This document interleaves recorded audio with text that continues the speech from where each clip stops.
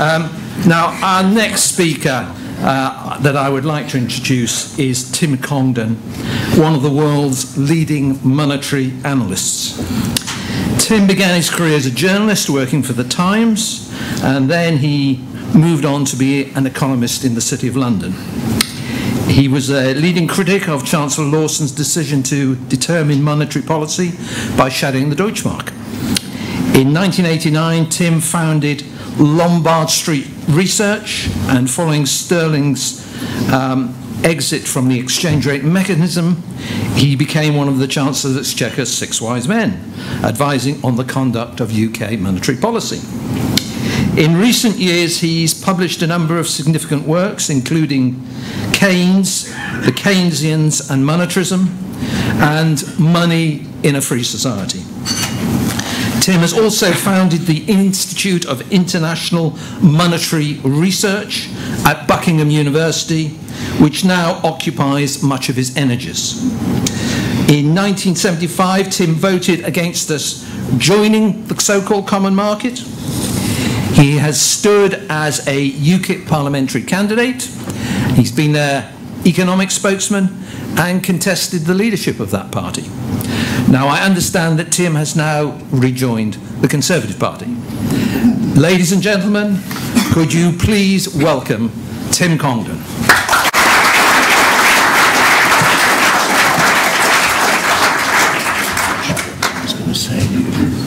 Well, good morning, ladies and gentlemen. It's a pleasure to be with you today, and a real privilege to be with you after those 3 splendid speeches. I'm going to start my talk with copying Roger. But he got there first, so I'm going to say we won. But I'll do something else as well. We deserve to win. Can I just say that absolutely crucial to all this was the production of good, high-quality arguments in which we believed. It's true, apparently, that in the run-up to the referendum debate, many people hadn't made up their minds. We won the debate. We won the debate because we had good arguments and we believed in them. And the other side didn't. And crucial in that achievement has been the work of the Bruges Group over now, I suppose, 30 or so years, in that it has been one of the key creators, purveyors of these excellent ideas. And I'm very proud to be part of that, Barry. And the crucial thing, by the way, you mentioned 2 elections. Bill mentioned 2 elections, the referendum and the Conservative win in December. There was another election that was terribly important, and that was the election inside the Conservative Party for Boris Johnson. And to me, always the crucial factor, all the way through, I told people in UKIP, was that the Conservative Party membership was very heavily Eurosceptic. 70% or so of party membership as such wanted to leave. Yeah. Why was that? In part, it was because quality of argument, John of Gordon, certainly, but quality of argument expressed with belief and passion, all right? And that's why, when it came to choosing between Boris and Boris won. And then we have now a Prime Minister who does believe in leaving the European Union, and we're on our way. Now, when we think back historically about all this, the question is, why did we join in the first place? And surely the key to it was that in 1973, we felt ourselves to be economically inferior to our neighbours. We joined because we'd been, in the post-war period, an economic failure relative to our neighbours. That was the key reason. By joining them, we could get the magic they had in the 25 or so years from 1948-49. And there were 2 dimensions of this sense of failure, this sense that we had to join them because we'd fallen behind economically. One was that we'd had slower economic growth, and the other was inflation and the fall in the pound. And I want to talk about those in my presentation this morning. I'm going to argue that we must be an economic success story in the next few decades, unless, the debate may change. It may be the Remainers do what we did, and they suddenly persuade the British people that we should belong again. It's possible. We need to keep on winning the debate. I'm going to talk in the next, making a bit of a digression, I'm going to talk the next 5 to 10 minutes about demographics. This is crucial to the subject of what will happen to our economic growth in the next 30, 40 years compared with our neighbours. This is something which may seem a long way, but it's absolutely crucial to understanding where we're going in the next 30, 40, 50 years. Women need to have 2.1 children to replace the current generation. Obvious enough. If they have, say, half of that, then the number of 25 years' time, one generation has gone by, the number of people under the age of 25 will be half that it was before. And suppose that you get, I suspect this is not exactly right, but it's more or less right. Suppose that you get 4 successive generations that have the fertility rate for women is what you can see there in the left-hand column. And then they return to the 2.1 replacement figure.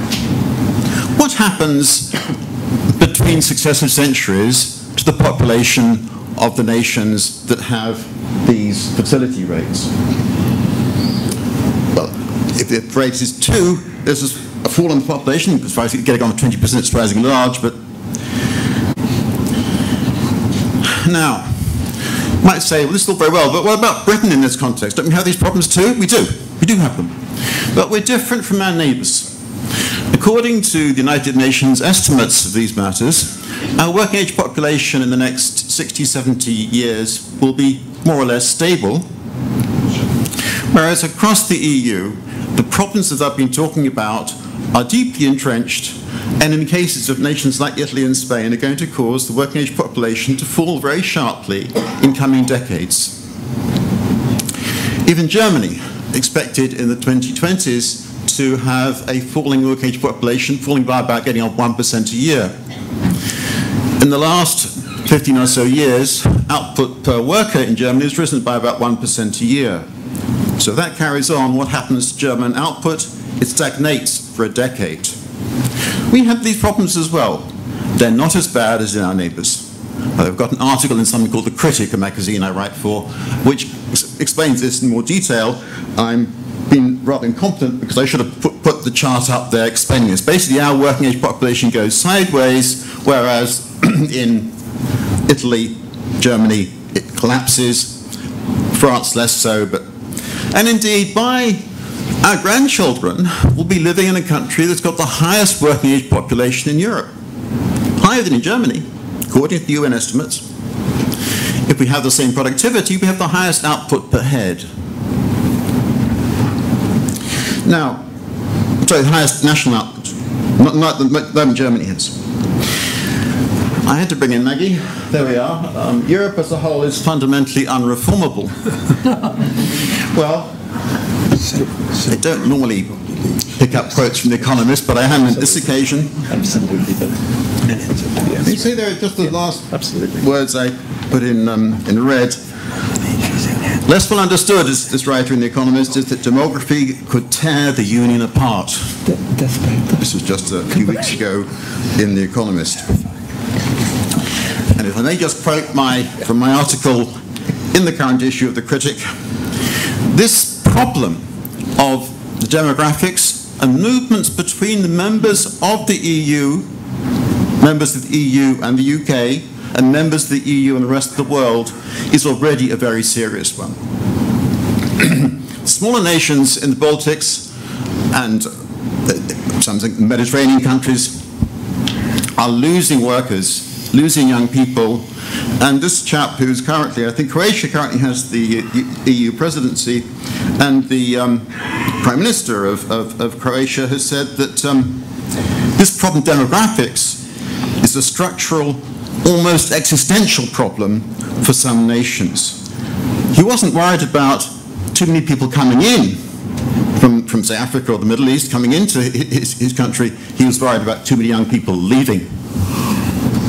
So he actually wanted more barriers on movement of people in the EU because of this problem, what it's doing to some of the smaller and poorer members. So I'd say in terms of growth, just the guts of this is that although I'm not particularly bullish, I'm afraid, about British macro policy, I wish I were in supply side policies, but we'll see about these things, and I don't think it's any worse than our neighbours, quite frankly. All countries are doing balmy things at the moment. But not like the 1960s, and we wanted growth, it's not like that now. But I don't think that our productivity performance will be any worse than our neighbours, and the demographics are very favourable. Relative terms, I therefore expect Britain will do well on the growth front in the next 30, 40, 50 years. Our grandchildren may be living in the nation that has the highest national output in Europe. We will not be persuaded, as we were in the 1960s and 70s, to join the common market as then was because we were falling behind economically. But I do worry a bit about inflation and the currency. And I'll probably upset other panelists what I'm about to say. Well, guys, we've had debates in the past, we'll probably have them again, and there we are. Look, one of the things that Maggie did was to try and defeat inflation by controlling the quantity of money, and controlling the quantity of money helped by strong public finances. I believe very much in that part of the Thatcherite agenda, very much. And in the 1950s, 60s, 70s, there were very few economists in Britain who believed in that kind of thing. What happened? We had rapid growth of money, particularly 1970s compared with our neighbours, somewhat so in the 50s and 60s, again in the 1980s, towards the late 1980s. And the value of the pound collapsed. I was a young man at the time, but you were only too aware of the fact that one of the aspects of this sense of economic inferiority was the Deutschmark kept on going up and the pound kept on going down. Why was that the case? Because of excessive growth of money, because we had Keynesian fiscal policies, and so on. In my view, we have to make sure in coming decades that the pound does not fall systematically, relentlessly, repeatedly against the euro, because that again will blight our prospects. The view we're regarded again as an economic failure. We must have strong, sound financial policies. Now, I don't agree, frankly, with Patrick and Roger on much of all this, but let me just say that I've lost this debate in Britain. I know I have. Because let's look at some of the research coming out of the Bank of England. It's a paper, paper came out, what was it? It was a couple of years ago. They had a discussion about inflation with no mention of money at all. That is absurd. You don't need to read it all, but it's just nonsense.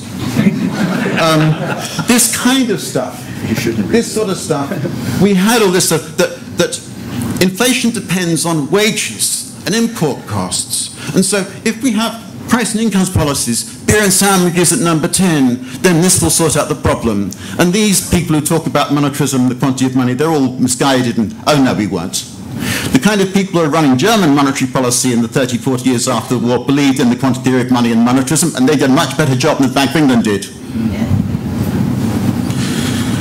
I don't know what's going to happen on this front. I just don't know. All I would say is that I was very pleased, by the way, Roger, when you said that you believed in the restoration of the medium-term financial strategy, something I advocated as a young man in my 20s, in the 1970s. Absolutely. And Roger, the point about the strategy was year after year the budget deficit fell. We started off in 1979-80 with a large budget deficit, and also we hoped that the ratio of public spending to national output had gone down, so there could be some tax cuts, which I'm very much in favour of. But we must control public spending, have strong public finances. We must not have a weak currency. If we have that, I'm afraid, but again, we'll get this business of why are we inferior to the Germans? Why do we have to, then the Remainers start to win again, okay? So I'll just finish on that. Sorry, I get Carried away. Essentially, the exchange rate is the price of two monies. There's too much money is created, the value will go down. It's basic economics. And I don't really know what's going to happen to this subject in the next 20, 30 years. All I know is that at the moment I'm losing this debate. I'll carry on fighting. But if we do have too much money growth, if we do have too large budget deficits, the pound will fall in value against the euro, and that may strengthen the remaining arguments, or not remaining, the rejoinder arguments. Please, no. Thank you.